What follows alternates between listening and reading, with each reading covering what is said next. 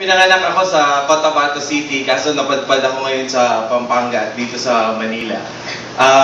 Una sa lahat, gusto ko po salamatan yung mga kaibigan ko at saka yung mom ko po nandito ngayong gabi. Si Liza Buneta, galing pa siya ng Cotabato City. At saka yung tita ko po, si Tita Neneng, Josephine. At yung dalawa kong kaibigan na tinutulungan ako ngayon para makapag-earn while doing this, si Russell at si Lay Patalinghog. At baka soon to be Bayaning Pilipino under teacher category, Sir Tony Ingles.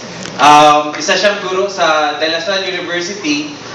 Yung gusto ko i-share sa inyo ngayon, yung project namin, it's also called the Yellow Boat Project.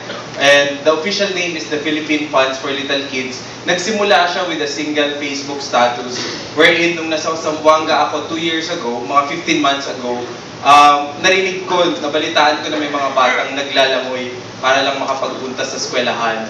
Mga tausug sila galing ng Ulo na nag-resettle sa Zamboanga City.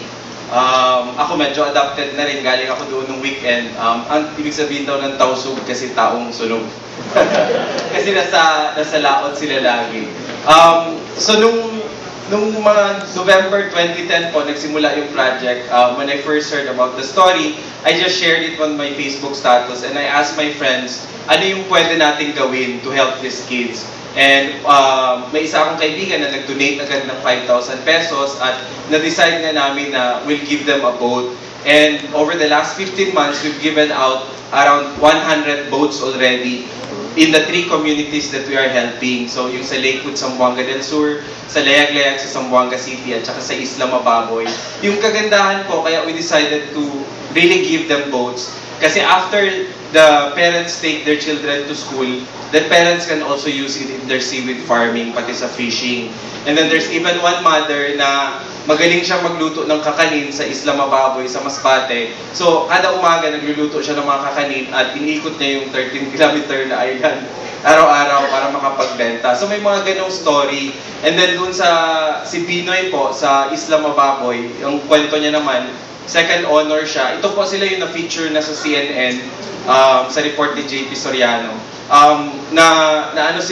Nakita sila yung si Pinoy, second honor siya nung naglalangoy pa siya. Pagkatapos namin binigay yung boat, naging first honor na siya.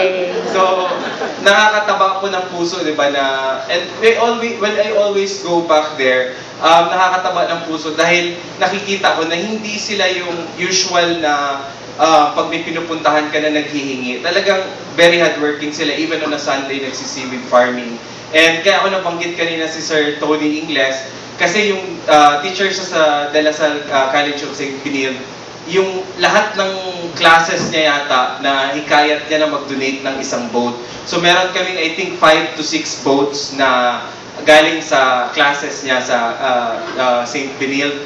And parang 50 pesos, no, hindi sila na yung allowance ng mga estudyante niya, hindi nila ginamit ng isang araw o isang linggo para ma-pull in nila yung 7,000 pesos na needed for one boat.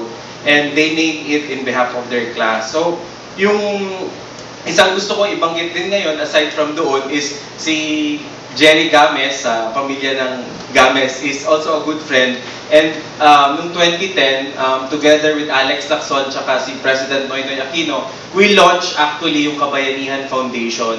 Dahil yun, sa belief namin is lahat ng Pilipino talagang pwedeng maging bayani. So nagpapasalamat ako na hindi tayo nag-iisa. Meron din yung Gawad Henry Lopez Junior Bayaning Pilipino Awards, yung Ugat Foundation, lahat at saka yung ABS-CBN at saka yung foundation din ng ABS-CBN. So siguro po medyo marami na akong nasabi. Salamat po ulit at sana lahat tayo maging bahagi ng solusyon.